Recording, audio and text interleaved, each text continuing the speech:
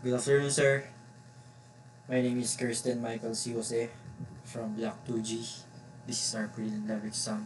Design your database in SQL statements.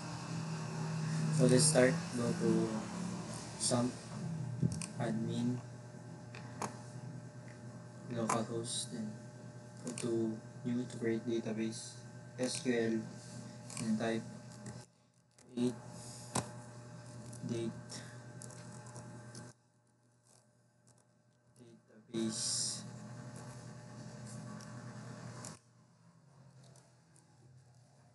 university.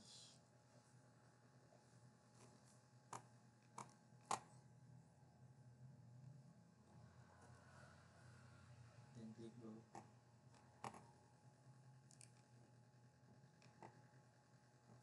Voila. Next is go to university or your database to create table for students.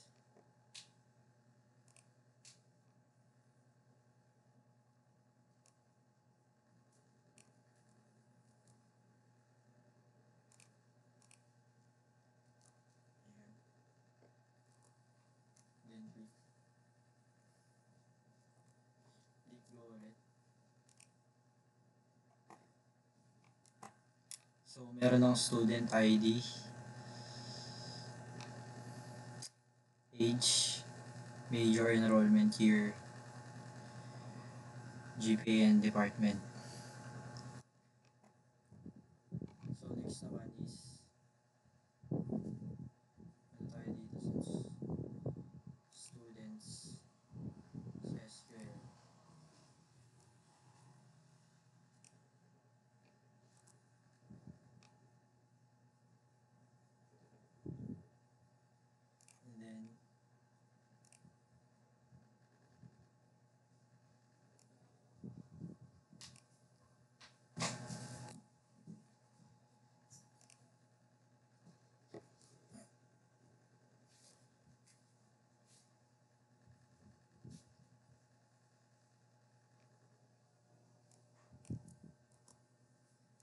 And then University SQL.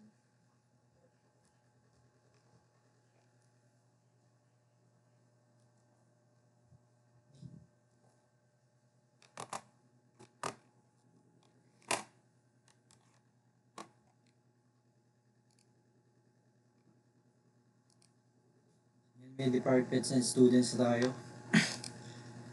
Next naman is maglalagay tayo ng data sa departments.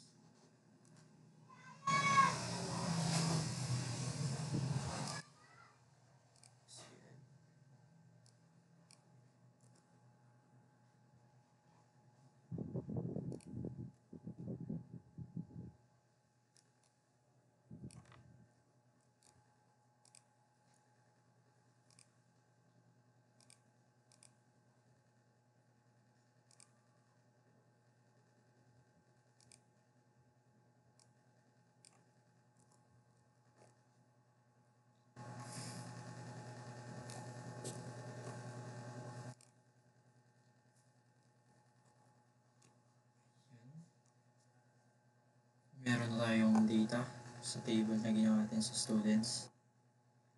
Next naman is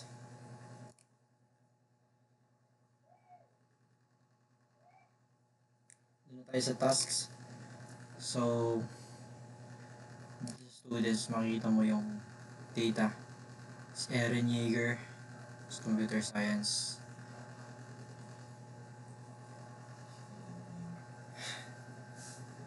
Sa task 1 and task 2 tayo. The task 1 is filtering. So, punta lang tayo dito sa departments, SQL.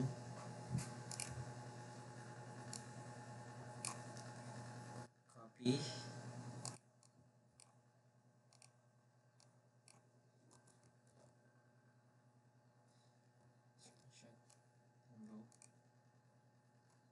Ayan po. Si Erin Yeager lang po kasi yung na-filter kasi Yung GPA niya lang po is yun, above 3.50 na computer science. And sa engineering naman po, wala naman. Wala namang above 3.50. Kaya si Eren Yeager lang yung nakita dito.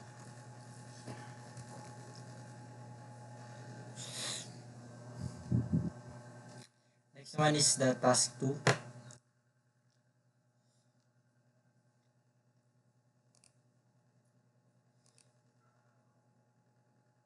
Go to students, then click SQL.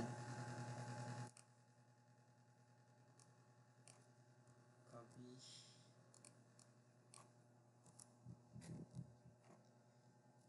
Screenshot. Let's go. Ayan po. Sa task 2 naman is yung filtering and sorting. Dito sir, yung top 3 na pinakamataas na GPA and yung order niya is descending. So, ang nauna si Mikasa, next si Eren na may 3.80, and last is si Sasha Blaus which is 3.70 GPA. That's all, sir.